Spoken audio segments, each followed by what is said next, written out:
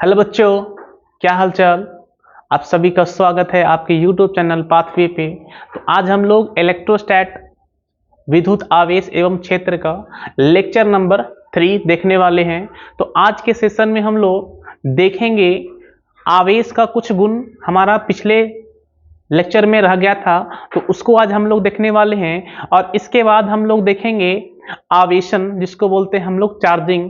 किसी वस्तु को हम किस तरह चार्ज करेंगे, वो सारे हम लोग पॉइंट को इसमें कवर करने वाले हैं। अब देखो, कई बच्चा का ये डॉट होता है कि सर जो आप जो कंटेंट पढ़ा रहे हो उसका लेवल क्या है, हम किस किस एग्जाम के लिए इसको देखकर हम उसे फाइनल कर सकते हैं। तो आपको एक पॉइंट आज हम क्लियर कर देते हैं कि आप इस लेक्चर को अगर पूरा वॉच करते हो सही तरीके से, तो आपको बोर्ड के एग्जाम के साथ साथ नीट का जो एग्जाम होता है उसमें भी आपको किसी तरह का प्रॉब्लम नहीं आने वाला है। और जो डिफेंस का एग्जाम होता है, जैसे हो गया आपका एयरफोर्स हो गया, नेवी हो गया, एनडी हो गया, तो ये सारे में जो फिजिक्स का क्वेश्चन आता है, तो ये सारे एग्जाम को भी हम लोग लेकर चल रहे हैं। तो ये सारे एग्जाम में जितने भी सवाल पूछे जाते हैं उन सारे सवाल का आपका सोल्यूशन ये सारे लेक्चर से आपको कंप्लीट मिलता चला जाएगा। तो आपको ये मन में डॉट नहीं रखना है कि सर जो पढ़ा रही है वो सिर्फ बोर्ड एग्जाम के लिए है, ये और एग्जाम के लिए नहीं है। तो हमने इस तरह से इसको डिजाइन किया आपके लिए कि ये सारे एग्जाम को ये कवर करेगा। बस आपको करना क्या है, मन से इसको लेक्चर को अटेंड करना है और इसको टाइम टू टाइम रिविजन करते जाना है। तो चलिए हम लोग क्लास को शुरू करते हैं, ठीक है। तो आज हम लोग देखने वाले हैं आवेश की निश्चरता, जिसको बोलते हैं हम लोग इनवेरिएंट ऑफ चार्ज। तो ये आवेश का एक गुण है, आवेश की निश्चरता, जिसको हम लोग क्या बोलेंगे, इनवेरिएंट ऑफ चार्ज। ये होता क्या है देखते हैं। पहले सबसे पहले आवेश की निश्चरता का अर्थ क्या होता है इसे पहले जानेंगे। तो बोला है किसी कण पर उपस्थित आवेश, किसी कण पर उपस्थित आवेश जो है, किसी कण पर उपस्थित आवेश का मान जो है वो वेग पर निर्भर नहीं करता। इसका कहने का मतलब ये है कि जैसे हमारे पास एक आवेश है ये, हमारे पास एक आवेश है ये, या हमारे पास एक कण है ये, और ये जो कण है वो रुका हुआ है, मतलब कि ये विराम में है। ये जो कण है वो कैसा है बोलो, ये जो कण है वो विराम अवस्था में है। तो मान लो कि इस कण का जो आवेश है इस कण पर वो है तुम्हारा प्लस का 1 कूलम। तो हमारे पास एक कण जो है वो विरामावस्था में था, तो उस समय उस कण का वेग कितना था, तो वो था तुम्हारा प्लस का 1 कूलम। तो हुआ क्या कि हमने इस कण को वेग दे दिया, हमने इस कण को दे दिया है वेग।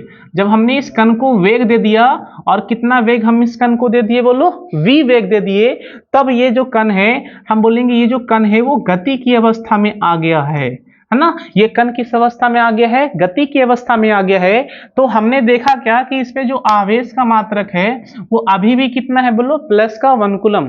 तो हमें यहां से क्या समझ में आता है कि आवेश का जो मान है वो कण की गति पर निर्भर नहीं करता है। अगर कण रेस्ट में है, विरामावस्था में है, तो भी उसका जो आवेश है वो वही होगा। जब वो गति में है तो उस पे जो आवेश है वो भी वही होगा। कहने का मतलब ये है कि अगर किसी कण का आवेश प्लस 1 कूलम है, अगर वो विराम अवस्था में है तो उस कण का वेग कितना होगा, प्लस 1 कूलम। लेकिन जब वो गति करने लगे तब भी उसका जो वेग होगा वो भी कितना होगा बोलो, प्लस का 1 कूलम। और इसी को हम लोग बोलते हैं आवेश की निश्चरता, ठीक है। इसको और हम लोग छोटे से वर्ड में लिख सकते हैं, और वो कैसे लिखेंगे, आप ऐसे इसको लिख सकते हो,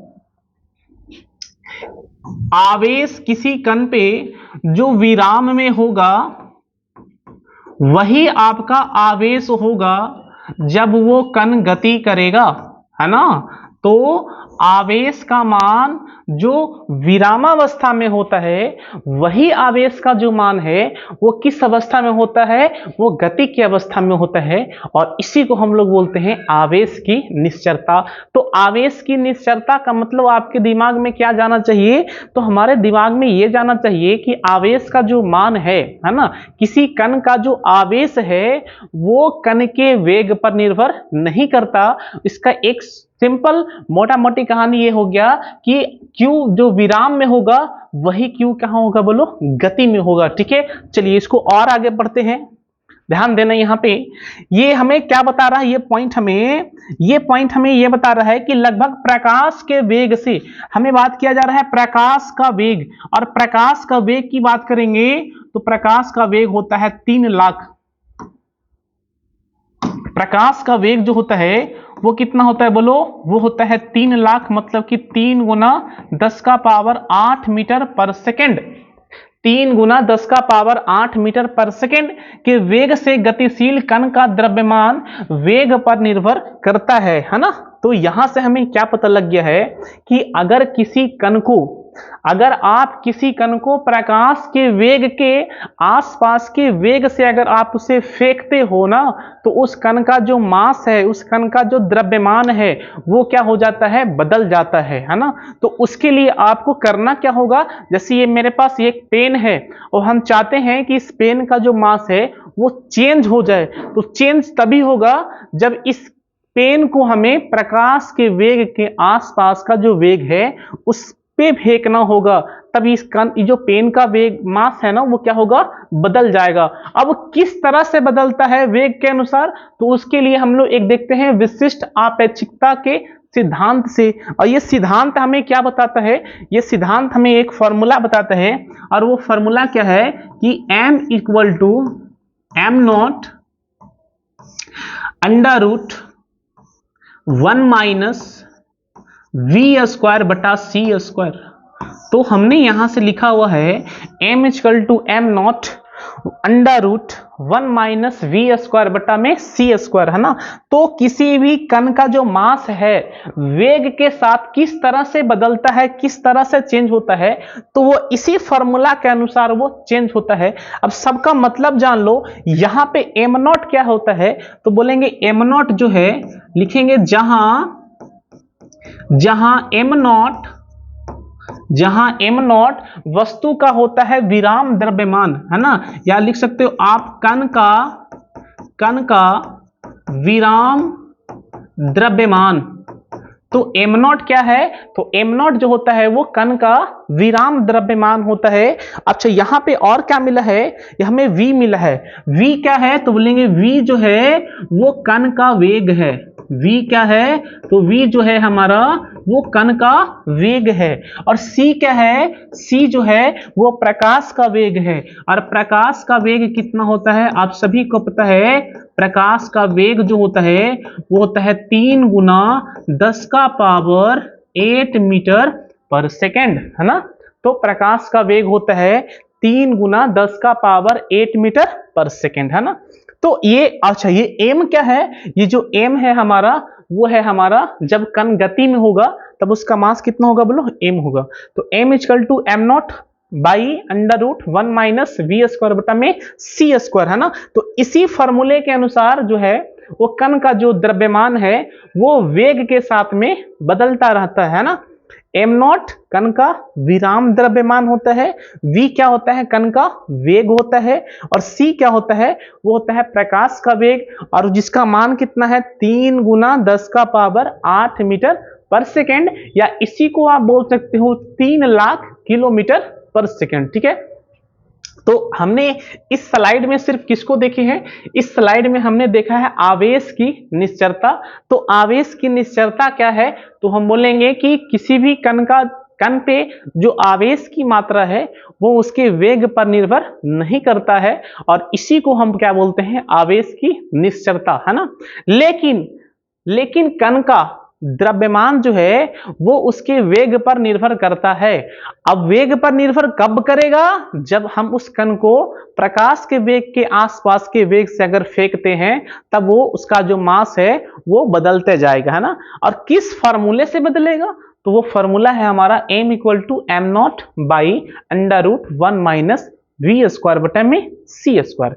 ठीक है, अब हम लोग आगे चलेंगे, और आगे हमारा क्या है, ये भी हमारा आवेश का गुण है। और ये आवेश का कौन सा गुण है, तो ये हमें गुण बता रहा है क्या, ध्यान देना बोर्ड पे, ये हमें गुण ये बोला है सजातीय आवेश। यहां पे एक वर्ड लिखा हुआ है सजातीय,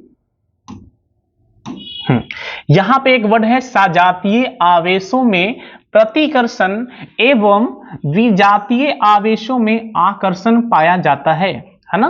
तो सजातीय का मतलब क्या होता है? सजातीय का मतलब होता है एक जैसा। सजातीय का मतलब अगर हमसे पूछा जाए तो हम क्या बोलेंगे? सजातीय का मतलब हो गया एक जैसा, है ना। सजातीय का मतलब क्या हो गया बोलो? एक जैसा।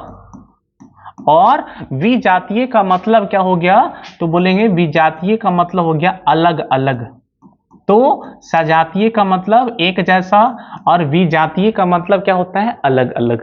तो अगर एक जैसा आवेश है, एक जैसा आवेश कहने का मतलब है कि या तो दोनों ही क्या हो जाए? दोनों ही प्लस हो जाए, या दोनों ही क्या हो जाए बोलो? माइनस हो जाए। तब वो कैसा है बोलो? एक जैसा है, मतलब कि सजातीय। या अलग अलग की बात करेंगे तो एक प्लस हो जाए और दूसरा क्या हो जाए? माइनस हो जाए। एक माइनस, दूसरा क्या हो जाए बोलो? प्लस हो जाए। ये कैसा आवेश है बोलो? ये आवेश जो है वो विजातीय है ना। तो अगर सजातीय आवेश है, सजातीय आवेश मतलब कि दोनों प्लस हो जाए या तो फिर दोनों माइनस हो जाए। और विजातीय आवेश का मतलब एक प्लस और एक माइनस, या तो फिर एक माइनस और एक प्लस। तो सजातीय आवेशों में क्या मिलेगा हमें? प्रतिकर्षण मिलेगा। अगर दो प्लस आवेश एक ही जगह अगर हो तो वो दोनों कभी भी एक दूसरे की तरफ आकर्षित नहीं होंगे, कभी भी एक दूसरे की तरफ नहीं चलेंगे। वो जब भी कहां चलेंगे? जब भी चलेंगे तो एक दूसरे से विपरीत, है ना। अच्छा, लेकिन अगर एक पॉजिटिव और एक क्या हो जाए बोलो? नेगेटिव। तो एक धनावेश और एक ऋण आवेश। तो जहां धनावेश और ऋण आवेश है ना, अगर कहीं में मिल जाए सामने में तो वो क्या करते हैं? एक दूसरे के पास चलने लगते हैं, है ना। तो अगर दोनों पॉजिटिव है या दोनों नेगेटिव है तो कभी भी एक दूसरे के तरफ नहीं चलेंगे। वो जब भी चलेंगे तो कहां चलेंगे? वो एक दूसरे से दूर चलेंगे, है ना। लेकिन अगर दोनों का नेचर कैसा हो जाए, दोनों का प्रकृति कैसा हो जाए, अगर दोनों का प्रकृति अलग अलग हो तो हमेशा चलते हैं एक दूसरे के तरफ, है ना, एक दूसरे के तरफ चलते हैं। चलो इसको और समझते हैं। यहां पे हमने एक एग्जांपल लिया हुआ है, आप इस एग्जांपल को जरा ध्यान दीजिएगा। यहां पे हमारे पास है, देखो यहां पे ये एक ग्लास रॉड है, ये एक ग्लास रॉड है और ये भी क्या है बोलो? ये भी एक ग्लास रॉड है ना। अच्छा, ये जो ग्लास का हमारा रॉड है ना, इस पे कौन सा चार्ज है? इस पे पॉजिटिव चार्ज है ना। अच्छा, इस वाले ग्लास के रॉड पे भी कौन सा चार्ज है? ये जो है ना, ये भी पॉजिटिव है ना। ये दोनों ही ग्लास का रॉड है और दोनों पे कैसा चार्ज है? दोनों पे पॉजिटिव चार्ज है। तो क्या होगा? ये दोनों क्या एक दूसरे की तरफ चलेंगे? बोलेंगे नहीं, ये दोनों एक दूसरे की तरफ नहीं चलेगा। ये दोनों क्या करेगा? रिपेल करेगा। क्या करेगा बोलो? ये दोनों क्या करेगा? रिपेल करेगा, है ना। ये दोनों एक दूसरे से दूर भागेंगे। ये भागेगा देखो ऊपर, है ना, और ये भागेगा नीचे। तो ये दोनों ही क्या करेंगे? एक दूसरे से दूर चलेगा, है ना। ये भागेगा ऊपर की तरफ, तो ये कहां भागेगा बोलो? नीचे की तरफ, है ना। क्यों? क्योंकि अभी हमने बताया है कि अगर तुम्हारा एक जैसा आवेश है, या दोनों प्लस या दोनों माइनस है ना, तो दोनों के बीच में क्या होता है? दोनों के बीच में होता है प्रतिकर्षण। अच्छा, यहां पे देखिए कि तुम्हारे पास प्लास्टिक का रॉड है ना। हमारे पास प्लास्टिक का दो रॉड है, एक को हमने हैंग कर दिया, है ना। देखो कैसे पता लगेगा कि वो जो है ना एक दूसरे से दूर जा रहे हैं या एक दूसरे के तरफ आ रहे हैं? तो एक आसान तरीका है कि आप क्या करो, एक सिल्क का रस्सी से, है ना, एक रॉड को आप एक सिल्क के रस्सी से आप क्या करो, उसे टांग दीजिए, है ना, और दूसरे रॉड को अपने हाथ में पकड़ो।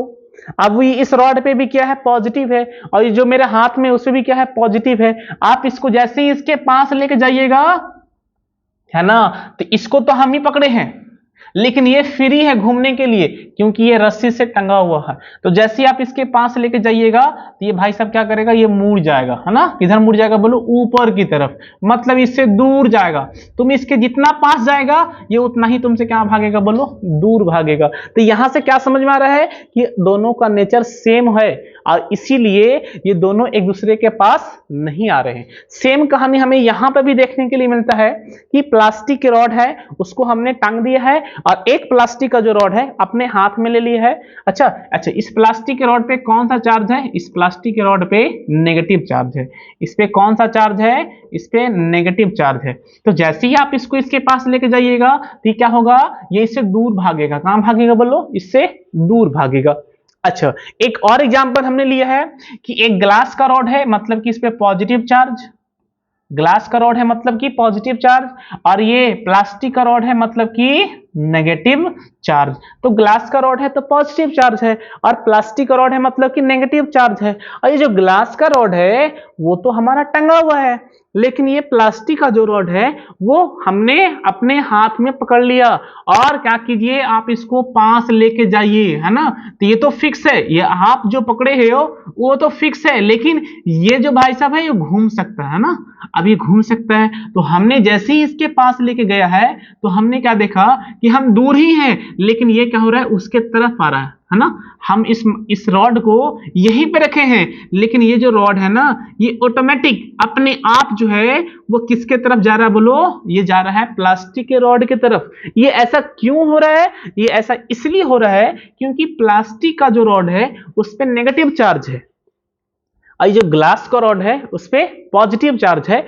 और पॉजिटिव और नेगेटिव जो है वो दोनों ही एक दूसरे के तरफ दौड़ पड़ते हैं, है ना। जैसे ही नजर प्लस को माइनस के पड़ा है ना, तो क्या करता है? वो उसके तरफ दौड़ पड़ता है। तो जैसे ही हमने नेगेटिव को कहां ले गया बोलो? पॉजिटिव की तरफ, तो ऑटोमेटिक जो है ना ये कहां भागेगा बोलो? ये ऑटोमेटिक जो है वो प्लास्टिक के रॉड की तरफ मुड़ जाता है ना।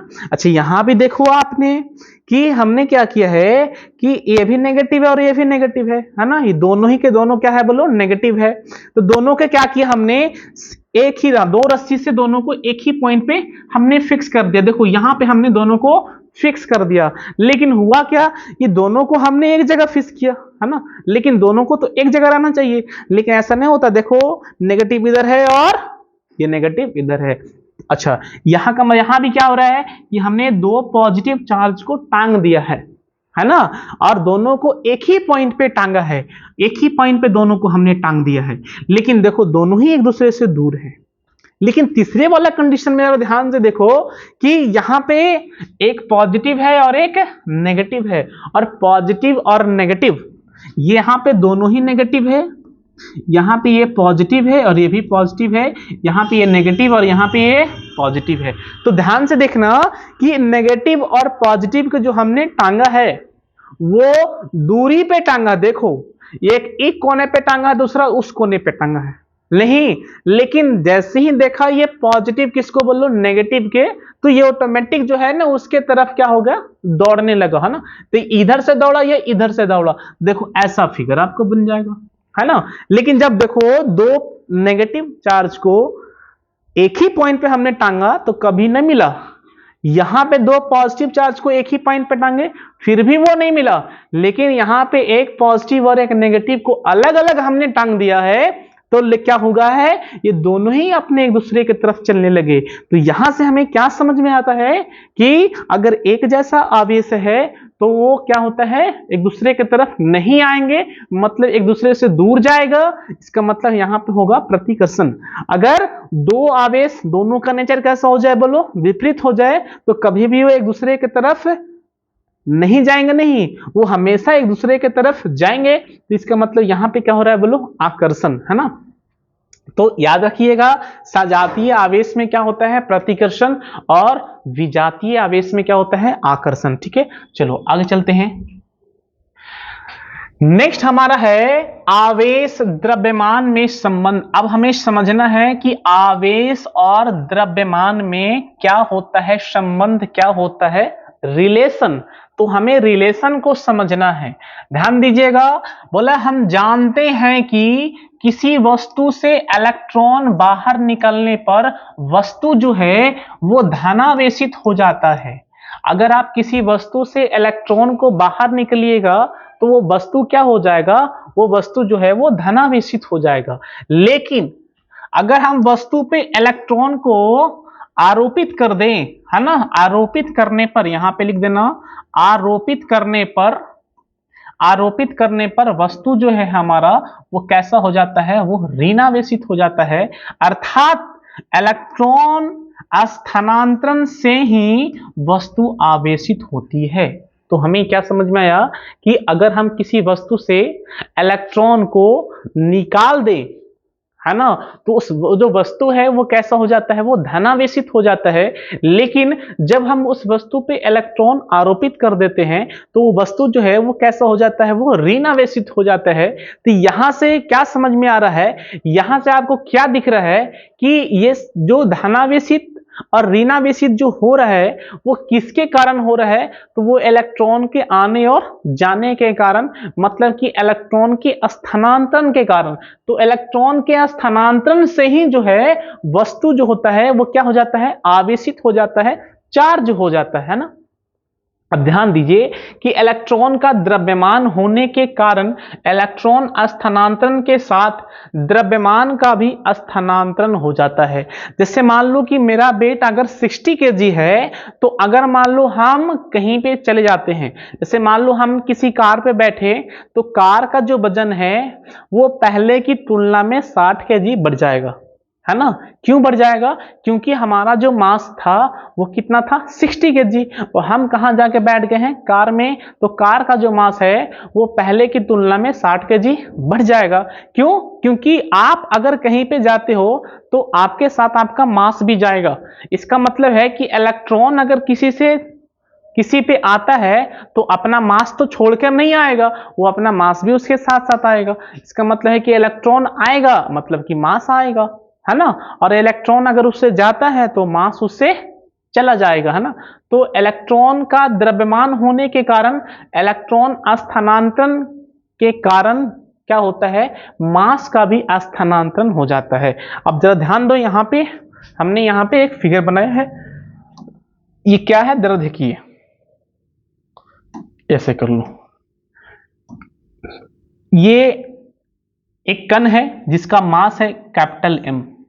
इस कण का मास कितना है, बोलो, कैपिटल M है, ठीक है।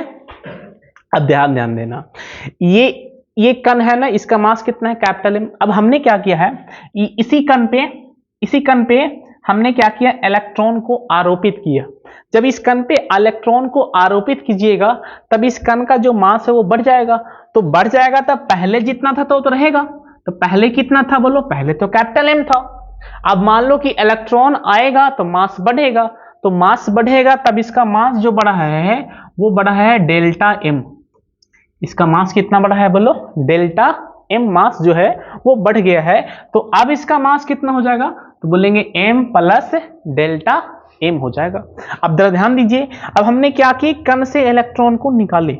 अगर आप किसी वस्तु से इलेक्ट्रॉन को निकालिएगा तो उस वस्तु का जो मास है वो कम जाएगा, क्योंकि उससे इलेक्ट्रॉन चला गया है।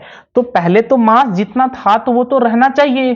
तो पहले मास जो था वो कितना था, तो पहले मास जो था वो M था। पहले मास कितना था, M था। अब इलेक्ट्रॉन जाने के कारण उसका मास जो है वो कितना चला गया, बोलो, डेल्टा M चला गया। तो बचा कितना, तो बोलेंगे M माइनस डेल्टा M, है ना। तो ये स्टार्टिंग का कंडीशन है। ये कब का कंडीशन है, जब हमने इस पे हमने इलेक्ट्रॉन को आरोपित किया है, मतलब इस पे हमने इलेक्ट्रॉन को दिया है, तब ये कंडीशन।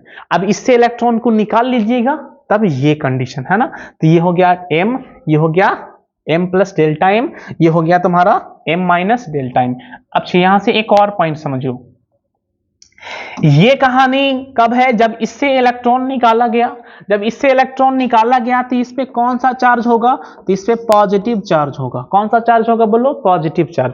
ये जो है ना वो न्यूट्रल है, इससे कोई मतलब है नहीं, मतलब इस पे चार्ज कितना है, तो इस पे जो चार्ज है वो है 0, है ना, क्योंकि ये उदासीन है।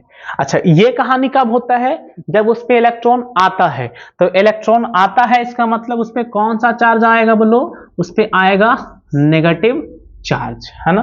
तो यहां से आप देख लीजिए कि आपका आवेश 0 था, मतलब कि ये जो कण है वो उदासीन है, तो उसका मास कितना है, बोलो, M है ना। अब हमने क्या किया कि इस कण से इलेक्ट्रॉन को निकाल दिए हैं, तब उसका मास कमेगा तो कितना बचेगा, तो बोलेंगे M माइनस डेल्टा M, है ना। अब इलेक्ट्रॉन निकला है, इसका मतलब इस पे कौन सा चार्ज आएगा, तो धनावेश आएगा। अब इससे इस पे इलेक्ट्रॉन आया है तो कौन सा चार्ज आएगा, तो ऋणावेश आएगा। तो यहां से आप समझ लीजिए कि किसी कण का आवेश शून्य हो सकता है, लेकिन किसी कण का मास शून्य नहीं हो सकता है ना। मास होगा ही, लेकिन आवेश का मान शून्य हो सकता है। अगर आवेश से तुम्हारा धनावेश है, इसका मतलब है कि उसका मास जो है वो घटेगा। आवेश ऋणावेश है, इसका मतलब मास उसका बढ़ेगा। तो मास अगर किसी का बढ़ गया, इसका मतलब है कि उस पर इलेक्ट्रॉन आया, और इलेक्ट्रॉन आया मतलब वो ऋणावेश। अगर मास किसी का, उल्टा बोल दी क्या, हाँ, अगर मास किसी का घट गया है मतलब कि उससे इलेक्ट्रॉन चला गया है। जब उससे इलेक्ट्रॉन चला गया है तो उस पर कौन सा चार्ज आएगा, उस पर पॉजिटिव चार्ज आएगा। जब किसी कण का मास बढ़ गया है, इसका मतलब है उस पर इलेक्ट्रॉन आ गया है, और इलेक्ट्रॉन आएगा तो कौन सा चार्ज, नेगेटिव चार्ज। ठीक है, तो ये हो जाएगा m माइनस डेल्टा एम, ये हो जाएगा कैपिटल एम, ये हो जाएगा m प्लस डेल्टा एम। ठीक है, अब इसको और देखिए आप, वस्तु के आवेशन के कारण द्रव्यमान में परिवर्तन। वस्तु के आवेशन के कारण द्रव्यमान में क्या होता है, बोलो, परिवर्तन होता है ना। और वो परिवर्तन कितना होता है ना, वो कैसे निकालेंगे, तो वो परिवर्तन का मतलब होता है भाई डेल्टा एम, डेल्टा एम। और ये डेल्टा एम कैसे निकालेंगे, तो बोलेंगे n into mass of electron, है ना। क्या बोलेंगे, n into mass of electron. अब यहां समझ लीजिए कि n क्या है, n जो है हमारा वो है इलेक्ट्रॉन की संख्या। n जो है हमारा वो क्या है, बोलो, वो है इलेक्ट्रॉन की संख्या। अब यहाँ पे me क्या है, तो बोलेंगे इलेक्ट्रॉन का द्रव्यमान, इलेक्ट्रॉन का द्रव्यमान है ना। और बताओ इलेक्ट्रॉन का द्रव्यमान कितना होता है, इलेक्ट्रॉन का द्रव्यमान होता है 9.1 इंटू 10⁻⁻31 kg, है ना। तो इलेक्ट्रॉन का ये द्रव्यमान है 9.1 इंटू 10⁻⁻31 kg। ठीक है, अब ध्यान दीजिए, तो किसी कण पे आवेश का, किसी कण का द्रव्यमान कितना बढ़ेगा कितना घटेगा, तो हम यहां से निकाल लेंगे, है ना। और वो फॉर्मूला क्या है, बोलो, delta M equal to n into M E, है ना। n क्या है, तो बोलेंगे इलेक्ट्रॉन की संख्या, और एम क्या है, तो बोलेंगे इलेक्ट्रॉन का द्रव्यमान। अगर मान लो किसी कण से 2 इलेक्ट्रॉन चला गया है तो उसका जो मास है वो 2me जो है वो क्या होगा, घट जाएगा। अगर किसी कण पे 2 इलेक्ट्रॉन आ गया है तो उसका मास कितना बढ़ेगा, उसका मास बढ़ जाएगा 2me। ठीक है, चलिए ये लास्ट गुण है हमारा, ये जो 7वां ये गुण है, 7वां, किसका 7वां गुण है, आवेश का। तो बोला है स्थिर आवेश विद्युत क्षेत्र और गतिशील आवेश विद्युत क्षेत्र एवं चुंबकीय क्षेत्र तथा त्वरित आवेश विद्युत क्षेत्र, चुंबकीय क्षेत्र एवं विद्युत चुंबकीय तरंगे उत्पन्न करता है। तो ध्यान दीजिए यहाँ पे कि आपको ये तुम्हारा 7वां गुण आवेश का क्या समझा रहा है आपको, कि अगर आपका आवेश रुका हुआ है, विरामावस्था में है, तो वो कौन सा गुण उत्पन्न करेगा, वो क्या उत्पन्न करेगा, तो बोलेंगे कि अगर स्थिर आवेश है, कौन सा आवेश है, बोलो, अगर स्थिर आवेश है तो वो विद्युत क्षेत्र उत्पन्न करेगा। याद रखिएगा, अगर स्थिर आवेश है तो कौन सा क्षेत्र उत्पन्न करेगा, विद्युत क्षेत्र उत्पन्न करेगा।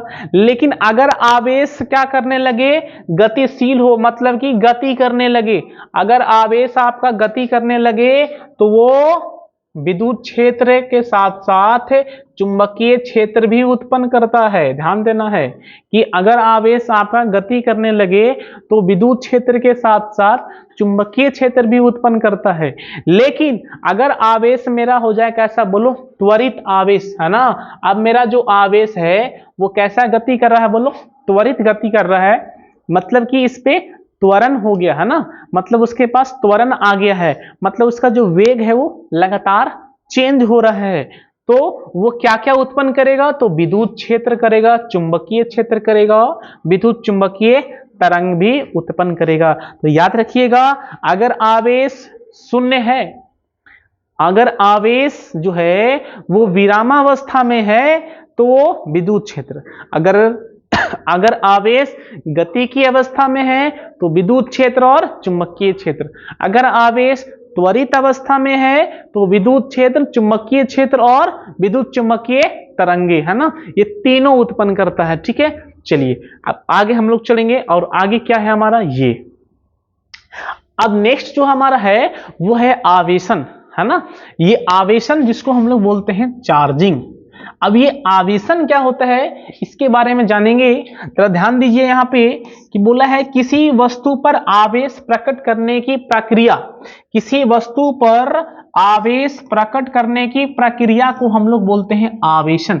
तो आवेशन क्या है कि अगर आप किसी वस्तु पर आवेश प्रकट कर देते हो तब हम बोलेंगे कि वो जो वस्तु है वो आवेशित हो गया है ना, ठीक है। और उस प्रक्रिया को क्या बोलेंगे, आवेशन। अगर मान लो हमने इस पेन पे आवेश उत्पन्न कर दिया या आवेश प्रकट कर दिया है तो इसका मतलब ये हो गया कि ये पेन क्या हो गया, आवेशित हो गया। लेकिन ये जो प्रक्रिया है, जिस प्रक्रिया के दौरान, जिस प्रक्रिया से हमने इस पेन को आवेशित किया है उस प्रक्रिया को क्या बोलते हैं, आवेशन बोलते हैं। इसको हम लोग बोलते हैं चार्जिंग। ठीक है, चलिए आगे सुनना। आवेशन की प्रक्रिया में एक वस्तु से इलेक्ट्रॉन दूसरी वस्तु से, तो आवेशन में क्या होता है कि एक वस्तु से जो इलेक्ट्रॉन है वो कहां चला जाता है, वो दूसरी वस्तु पर, है ना, एक वस्तु से दूसरी वस्तु पर स्थानांतरित होता है ना। तो जब आवेशन होता है तो इलेक्ट्रॉन एक वस्तु से दूसरी वस्तु पे क्या हो जाता है, स्थानांतरित हो जाता है। उदासीन वस्तु से इलेक्ट्रॉन की कमी होती है और तो उस पर धनावेश, है ना, उदासीन वस्तु से इलेक्ट्रॉन की अगर कमी होगा तो उस पर कौन सा आवेश आ जाएगा, धनावेश आ जाएगा। ठीक है, और यहां पे होगा तथा इलेक्ट्रॉन की अधिकता होती है तो उस पर कौन सा आवेश होगा बोलो, उस पर हो जाएगा हमारा ऋण आवेश, है ना। उस पर कौन सा आवेश हो जाएगा बोलो, उस पर हमारा हो जाएगा ऋण आवेश, है ना। तो उदासीन वस्तु से इलेक्ट्रॉन की कमी होगा, क्यों, क्योंकि उससे इलेक्ट्रॉन जो है वो दूसरे वस्तु पे स्थानांतरित हो गया है तो वो क्या हो जाएगा, वो धनावेशित हो जाएगा। और जिसपे इलेक्ट्रॉन की अधिकता होगा मतलब इलेक्ट्रॉन की संख्या बढ़ जाएगा, इलेक्ट्रॉन में वृद्धि हो जाएगा तो उस पे कौन सा आवेश आ जाएगा, उस पे आ जाएगा हमारा ऋण आवेश। तो आवेशन क्या होता है, तो बोलेंगे किसी वस्तु पर आवेश प्रकट करने की प्रक्रिया को क्या कहते हैं, आवेशन कहते हैं। आवेशन में क्या होता है तो बोलेंगे एक वस्तु से दूसरे वस्तु पर इलेक्ट्रॉन का स्थानांतरण होता है ना। अच्छा, उदासीन वस्तु से इलेक्ट्रॉन का कमी होगा तो उस पे धनावेश होगा और इलेक्ट्रॉन का जब वृद्धि होगा तो उस पे ऋण आवेश होगा। ठीक है, चलिए आगे क्या है और देखते हैं। आवेशन की विधियां, है ना, तो किसी वस्तु पर आवेश प्रकट करने का जो विधि है वो 3 तरह का होता है। कितने तरह का बोलो, 3 तरह का होता है। सबसे पहला होता है घर्षण द्वारा आवेशन। सबसे पहला जो है वो क्या है बोलो, सबसे पहला जो है होता है वो घर्षण द्वारा आवेशन। इसको बोलते हैं चार्जिंग बाय फ्रिक्शन। अगर हम इसको बोलेंगे तो क्या बोलेंगे, इसको बोलेंगे चार्जिंग बाय फ्रिक्शन। तो फर्स्ट हो गया हमारा चार्जिंग बाय फ्रिक्शन, है ना, तो चार्जिंग बाय फ्रिक्शन हो गया। तो इसमें क्या होता है चार्जिंग बाय फ्रिक्शन, मतलब कि हम किसी वस्तु पर आवेश घर्षण के द्वारा कैसे प्रकट कर सकते हैं, तो कैसे करेंगे ध्यान दीजिए। बोला जब 2 वस्तुओं को आपस में रगड़ा जाता है तो एक वस्तु से इलेक्ट्रॉन दूसरे वस्तु पर स्थानांतरित हो जाते हैं जिससे वस्तुएं आवेशित हो जाती है। तो जब एक वस्तु को आप दूसरे वस्तु के साथ आपस में अगर रगड़िएगा, है ना, आपस में जब रगड़िएगा तो क्या होगा, एक वस्तु से इलेक्ट्रॉन जो है वो दूसरे वस्तु पे क्या हो जाएगा, स्थानांतरित हो जाएगा, है ना, जिससे क्या होगा कि दोनों ही वस्तुएं क्या होगा, आवेशित हो जाएगा, चार्ज हो जाएगा। अच्छा, और जरा ध्यान दीजिए यहां पे बोला है एक वस्तु पर धनावेश तो दूसरी वस्तु पर उतना ही परिमाण का उतना ही परिमाण का, इसको काट दो, उतना ही परिमाण का, यहां पे हो जाएगा ऋण आवेश, यहां पे हो जाएगा हमारा ऋण आवेश, यहां पे हो जाएगा हमारा ऋण आवेश। तो ध्यान देना है कि जब एक वस्तु को हम दूसरे वस्तु के साथ रगड़ते हैं ना, तो क्या होगा, दोनों ही वस्तु आवेशित हो जाती है। तो एक होता है धनावेशित और दूसरा क्या होता है, ऋण आवेशित। एक पॉइंट और ध्यान देना है कि एक वस्तु पे जितना धनावेश का परिमाण होगा उतना ही परिमाण किसका होगा, बोलो, ऋण आवेश का। तो अगर मान लो कि एक वस्तु पे 5 कूलम का धनावेश है तो दूसरे वस्तु पे -5 कूलम का क्या होगा, ऋण आवेश होगा। ठीक है, चलिए कुछ एग्जाम्पल देखते हैं। एग्जाम्पल हमें क्या लिखा हुआ है, देखो यहाँ पे एग्जाम्पल लिखा हुआ है कि रूखे बालों से कंघा का आवेशित होना, है ना। तो अगर आपका जो बाल है वो सूखा हुआ है, ड्राई है, तो अगर आप उसमें कंघी कीजिएगा तो क्या हो जाता है कि आपका जो कंघी है वो आवेशित हो जाता है ना। और कैसे आवेशित हो जाता है, क्योंकि बार बार कंघी करने से क्या होता है कि बाल और कंघी का जो दांत होता है उसके बीच में होता है घर्षण, और घर्षण से क्या होता है, इलेक्ट्रॉन का स्थानांतरण, और इलेक्ट्रॉन का जब स्थानांतरण होता है तो वस्तु क्या हो जाता है, आवेशित हो जाती है। तो हमारा जो कंघी है वो आवेशित हो जाती है। और जब आप दोबारा कंघी को अपने बाल के पास लेके जाइएगा तो क्या होता है, ऑटोमेटिक मेरा जो बाल है वो खड़ा हो जाता है। जैसे आपको इस फिगर में दिखाया गया है, यहाँ पे कंघी ना होके क्या मेरे पास बलून है ना, हमारे पास 2 बैलून है। ठीक है, अब ध्यान देना यहाँ पे क्या हो रहा है कि इस लड़की का जो बाल है उस पे कौन सा आवेश है, इस पे प्लस चार्ज है ना। इस लड़की के जो आवेश है, इस लड़की के बाल पे कौन सा चार्ज है, इस लड़की के बाल पे प्लस चार्ज है ना। तो इसमें मतलब इसके बाल पे धनावेश है ना। अच्छा, जो हमने आपने हाथ में जो लिया हुआ बैलून, उस पे वो कौन सा आवेश है, उस पे ऋण आवेश है। तो हाथ पे तो तुम्हारा बाल पे तो धनावेश है, और तुम्हारा जो हाथ में लिए हो बैलून उस पे कौन सा आवेश है, ऋण आवेश है। और हम लोग अभी पढ़े हैं कि अगर अलग अलग आवेश हो, मतलब कि अगर आवेश का प्रकृति अलग हो, एक धनावेश और दूसरा ऋण आवेश, तो दोनों ही क्या करते हैं, अपनी ओर आकर्षित होते हैं ना। तो बाल पे तो पॉजिटिव चार्ज है, और जो बैलून है उस पे कैसा चार्ज है, बोलो, उस पे नेगेटिव चार्ज है। तो होगा क्या कि जैसे ही बैलून को अपने बाल के पास लेके जाइएगा तो क्या होगा, ऑटोमेटिक जो है ना, दूर से ही बाल जो है वो बैलून के तरफ चलने लगता है ना। क्यों चलने लगता है, क्योंकि ये जो नेगेटिव है ये पॉजिटिव को अपनी ओर आकर्षित करता है, ये ऑटोमेटिक क्या होता है, वहां पे उसके तरफ चलने लगता है ना। चलिए और कैसे कर सकते हैं, बोला है प्लास्टिक की कुर्सी से हाथों के बालों का आवेशित होगा, है ना, होना। ठीक है, तो अगर आप प्लास्टिक की कुर्सी पे बैठे हो, है ना, प्लास्टिक की कुर्सी पे बैठे हो और उसमें हैंडल लगा हुआ, हैंडल, तो आपका हाथ कहाँ बैठेगा जाके, आपका जो हाथ है वो हैंडल पर ही रुकेगा, है ना। आप उस पर लंबे समय से बैठे हो, आप बार बार आपका जो हाथ है प्लास्टिक की कुर्सी से क्या हो रहा है, रगड़ रहा है ना, बार बार एक दूसरे से रगड़ रहा है। तो क्या होगा कि जब से आप खड़ा हो जाइएगा ना, तो ऑटोमेटिक देखना कि आपका जो बाल है ना ऑटोमेटिक क्या हो जाता है, वो खड़ा हो जाता है। क्यों खड़ा हो जाता है कि आपका जो हाथ है वो प्लास्टिक की कुर्सी से लगातार क्या हो रहा है, रगड़ाता है। तो रगड़ाने से क्या होता है, दोनों में घर्षण हुआ, और घर्षण के कारण क्या होता है, इलेक्ट्रॉन का स्थानांतरण होता है, और इलेक्ट्रॉन का स्थानांतरण से आपका जो हाथ है और ये जो प्लास्टिक का जो कुर्सी है दोनों ही आवेशित हो गया है ना। जिसके कारण जैसे आप खड़ा होते हैं ना तो ऑटोमेटिक क्या होता है, आपका बाल जो है ना वो भी खड़ा हो जाता है। ठीक है, चलिए, तो ये था हमारा आवेशन, घर्षण द्वारा आवेशन। अब आपको ये पॉइंट ध्यान देना है कि किस वस्तु के साथ रगड़ेंगे तो किस पे कौन सा चार्ज आएगा, है ना। तो आपको ध्यान ये देना है। तो हमने तो ये पता कर लिए कि जब दो वस्तु को आपस में रगड़ते हैं तो दोनों ही आवेशित हो जाती है। एक धनावेशित होता है, दूसरा ऋण आवेशित होता है। एक वस्तु पे जितना धनावेश का परिमाण होता है उतना ही परिमाण होता है दूसरे वस्तु पे ऋण आवेश का। लेकिन हमें पता कैसे चलेगा कि कौन सा वस्तु पे धनावेश है और कौन सा वस्तु ऋण आवेश है। आप बार बार एक्सपेरिमेंट तो नहीं कर सकते हो, लेकिन इसके लिए आपको एग्जाम के लिए आपको याद रखना पड़ेगा। कैसे याद रखेंगे, ध्यान देना कि अगर आप कांच की छड़ को, ध्यान दीजिएगा, अगर आप कांच की छड़ को एक मिनट। अगर आप कांच की छड़ को अगर आप रगड़ते हो, किसके साथ रगड़ते हो? तो अगर आप कांच की छड़ को रेशमी कपड़ा, तो अगर आप कांच की छड़ को रेशमी कपड़ा के साथ अगर आप रगड़ते हो तो होगा क्या? होगा ये कि कांच का जो छड़ है वो धनावेशित हो जाएगा और जो रेशमी कपड़ा है वो ऋणावेशित हो जाएगा। उसी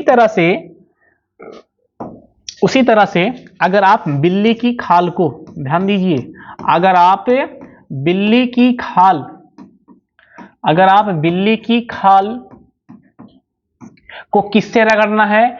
तो अगर आप बिल्ली की खाल को प्लास्टिक की छड़ से, है ना, अगर आप बिल्ली की खाल को प्लास्टिक की छड़ से, अगर आप बिल्ली की खाल को प्लास्टिक की छड़ से अगर आप रगड़ते हैं तो प्लास्टिक की छड़ पे कैसा चार्ज आता है? तो प्लास्टिक की छड़ पे जो है वो हमारा ऋणावेश आ जाता है और जो बिल्ली का खाल है उस पे कौन सा आवेश आ जाता है? वो धनावेश आ जाता है। उसी तरह से बिल्ली की खाल को अगर हम लोग एबोनाइट की छड़ के साथ रगड़ेंगे तो बिल्ली की खाल पे धनावेश और एबोनाइट की छड़ पे ऋणावेश। उसी तरह से आपको ध्यान देना है, ऊनी कपड़ा, जो ऊनी कपड़ा होता है, ऊनी कपड़ा को एम्बर के साथ रगड़ेंगे तो ऊनी कपड़ा पे धनावेश और एम्बर ऋणावेश। ऊनी कपड़ा को अगर हम लोग प्लास्टिक के साथ रगड़ेंगे तो ऊनी कपड़ा पे धनावेश और प्लास्टिक के साथ ऋणावेश। उसी तरह से एबोनाइट का होता है और रबड़ का होता है। ठीक है, चलिए आगे चलेंगे हम लोग और नेक्स्ट हम लोग देखेंगे। नेक्स्ट है हमारा चालन द्वारा आवेशन, इसको बोलते हैं चार्जिंग बाई इंडक्शन। इसको क्या बोलिएगा? इसको बोलिएगा चार्जिंग बाई इंडक्शन। तो इसे हम बोलेंगे चार्जिंग बाई इंडक्शन नहीं, कंडक्शन। इसे हम बोलेंगे चार्जिंग बाई कंडक्शन। ठीक है, चालन द्वारा आवेशन, चार्जिंग बाई कंडक्शन। इसमें क्या होता है कि जब एक अनावेशित वस्तु के संपर्क में आवेशित वस्तु लाने पर दोनों वस्तुएं पर समान प्रकृति का आवेश आ जाता है ना। तो इसमें हम लोग क्या करते हैं, ध्यान देना कि चालन में क्या करते हैं, आपको हम इस फिगर से समझाते हैं, ध्यान दीजिएगा। आपके पास क्या है कि आपके पास यहां देखो, ये है इंसुलेटिंग स्टैंड। इंसुलेटिंग स्टैंड का मतलब क्या होता है कि इस स्टैंड से ना, तो इंसुलेटिंग स्टैंड का मतलब सिंपल आप ऐसे समझो कि इस स्टैंड से आवेश का प्रवाह नहीं होगा, ना ही धनावेश का प्रवाह होगा, ना ही ऋणावेश का प्रवाह होगा। कहने का मतलब है कि ये जो तुम्हारा इसके ऊपर जो हमारा जो कण है ए, अगर इस पे 5 कूलम आवेश है तो इस 5 कूलम आवेश का जो प्रवाह है इस इंसुलेटिंग जो स्टैंड है उससे होने वाला नहीं है। तो इंसुलेटिंग स्टैंड का मतलब क्या हो गया कि इससे आवेश का प्रवाह नहीं होगा। ठीक है, चलिए, तो इसी इंसुलेटिंग स्टैंड के ऊपर हमने रख दिया कण ए को, है ना। और ये जो कण ए है, अब देखिए ये फर्स्ट स्टेप हो गया। ये जो है आपका, ये कौन सा स्टेप है बोलो? ये हमारा है फर्स्ट स्टेप, कि हमने एक ले लिया स्टैंड और वो स्टैंड कैसा है?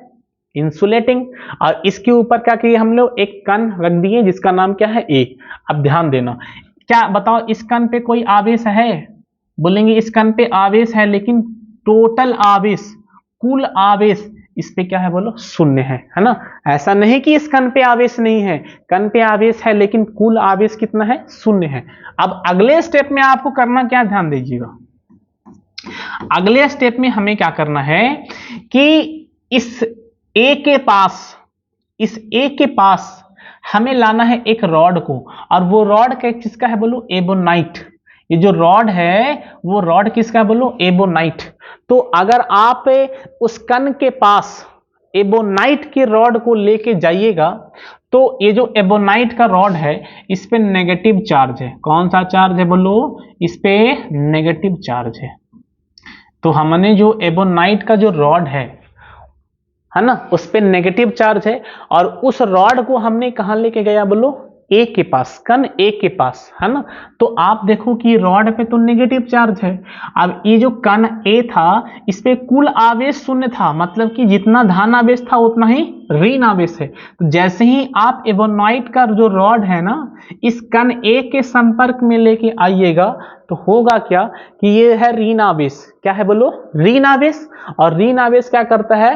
धन आवेश को आकर्षित करता है और ऋण आवेश को प्रतिकर्षित करता है। तो जैसे ही रॉड इस कण ए के संपर्क में आएगा तो होगा क्या कि इस कण में जो धनावेश और ऋण आवेश पहले एक साथ था तो अब क्या होगा कि सारा धनावेश एक साइड आ जाएगा और सारा ऋण आवेश एक साइड आएगा। अब फिगर भी देखो कि सारा प्लस चार्ज इधर आ गया और सारा माइनस चार्ज जो है वो एक तरफ आ गया, है ना। अब तीसरा स्टेप में क्या करना है जरा ध्यान दीजिए, ये है हमारा तीसरा स्टेप। तीसरा स्टेप में क्या करना है कि आप अपने हाथ को लेके आइए और अपने हाथ को कहां टच कीजिए बोलो? कण ए को। आप देखो इस साइड क्या था? इस साइड जो था वो नेगेटिव चार्ज था और इधर क्या था? वो पॉजिटिव चार्ज था, है ना। अब हमने हाथ को जैसे ही लेके आया है तो इधर का जो नेगेटिव है वो हाथ से पॉजिटिव चार्ज को लेके ये बन जाएगा उदासीन, है ना। ये हाथ से क्या ले लिया बोलो? ये हाथ से पॉजिटिव चार्ज को ले लिया और इधर वाला क्या हो गया? सारा का सारा माइनस खत्म हो गया, है ना। तो इस पे अब बचा क्या? इस पे बचा है पॉजिटिव चार्ज, है ना। अब क्या करना है कि आपको इस रॉड को हटा देना है। तो जैसे ही आप इस रॉड को हटा दीजिएगा तो जो सारा प्लस चार्ज एक साइड था अब क्या होगा? सारा का सारा जो है वो पूरा में फैल जाएगा, है ना। तो हुआ क्या इसमें कि ये था तुम्हारा अनावेशित वस्तु, मतलब कि ये जो कण है वो अनावेशित है, मतलब इसमें कोई चार्ज नहीं है, टोटल चार्ज जो है वो 0 है। तो ये अनावेशित वस्तु था और हमने अनावेशित वस्तु के संपर्क में किसको लाए बोलो? आवेशित वस्तु को लाए। तो जैसे ही हम लोग अनावेशित वस्तु के संपर्क में आवेशित वस्तु को लाते हैं तो देखते हैं क्या कि वो भी चार्ज हो जाता है ना, वो भी आवेशित हो जाता है। क्यों? क्योंकि पहले ये अनावेशित था, अब क्या है बोलो? आवेशित। ये हुआ क्यों? क्योंकि हमने इसके संपर्क में किसको लाए थे? एबोनाइट का रॉड को लाए थे और एबोनाइट का जो रॉड है उस पे कौन सा चार्ज है? उस पे नेगेटिव चार्ज है, मतलब कि वो आवेशित है। तो अनावेशित था पहले और ये क्या था बोलो? आवेशित था। जैसे ही दूसरे के संपर्क में आया तो हुआ क्या कि ये भी हो गया आवेशित। तो इस तरीका को, इस मेथड को क्या बोलेंगे? Charging by conduction. Charging by conduction, ठीक है। चलिए एक और मेथड है हमारा, उसको देखते हैं। और वो मेथड क्या है? प्रेरण द्वारा आवेशन। इसको बोलते हैं चार्जिंग बाई इंडक्शन।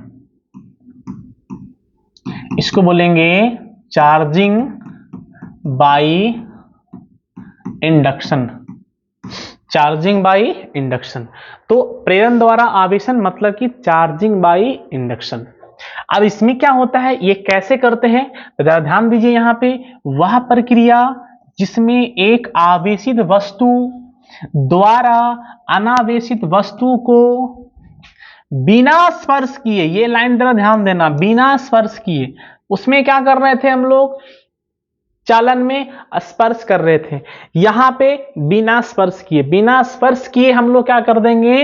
विपरीत प्रकृति का आवेश उत्पन्न कर देंगे। और इस तरीका को, इस प्रक्रिया को हम लोग क्या बोलते हैं? हम लोग प्रेरण द्वारा आवेशन।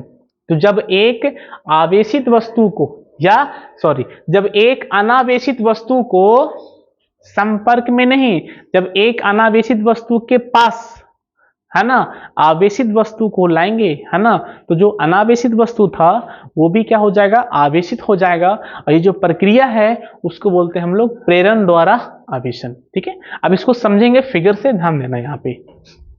अब यहाँ पे जरा देखो, हमारे पास दो कण है ए और बी। हमारे पास दो कण है, ए है और कौन सा है बोलो? बी है।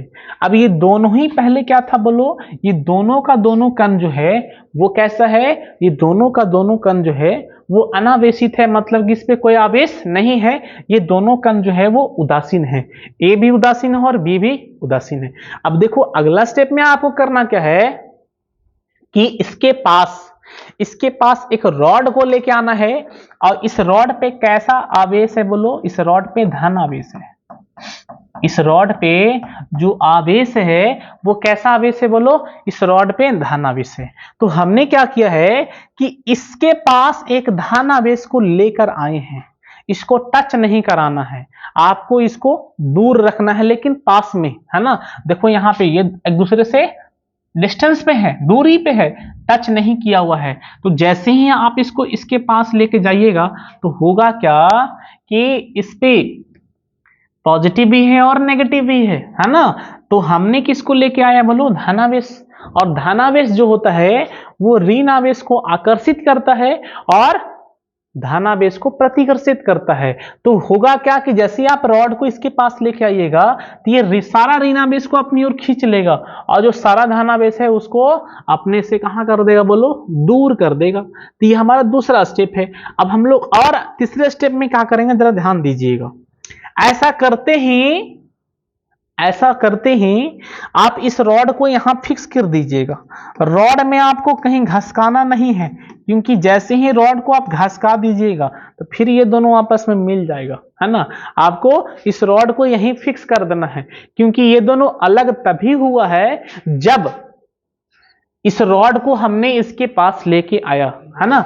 अब करना क्या है कि आपको इस रॉड को यहाँ पे फिक्स रहते हुए ही इन दोनों को अलग कर देना है।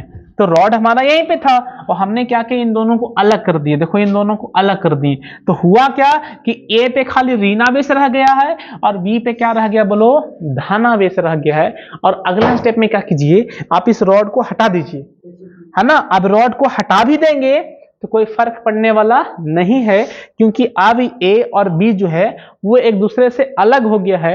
तो जरा देखो कि ए पे कौन सा चार्ज आ गया है, ए पे नेगेटिव चार्ज आ गया है, और बी पे कौन सा चार्ज आ गया है बोलो, बी पे जो है वो पॉजिटिव चार्ज आ गया है। पहले ये दोनों ही कैसा था, ये दोनों ही पहले उदासीन था, लेकिन अब ये दोनों ही कैसा हो गया बोलो, आवेशित हो गया है। वो किस कारण हो गया है, जब हम इस रॉड के इसके पास लेके आए थे तब, है ना। तो मतलब कि इस प्रक्रिया को क्या बोलते हैं, प्रेरण द्वारा आवेशन, चार्जिंग बाई फ्रिक्शन, ठीक है। तो आज हम लोग आवेश का जो गुण है एक दो उसको देखें, और हमने देखा आवेशन मतलब किसी वस्तु पर आवेश कैसे प्रकट करते हैं, किस प्रक्रिया से करते हैं। तो 3 प्रक्रिया था, वो कौन कौन सा प्रक्रिया है, तो पहला था घर्षण द्वारा आवेशन, दूसरा था चालन द्वारा आवेशन, और तीसरा क्या था, प्रेरण द्वारा आवेशन, ठीक है।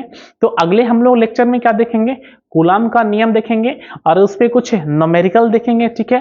तो हम लोग मिलते हैं अगले वीडियो में, तब तक के लिए बेस्ट ऑफ लक।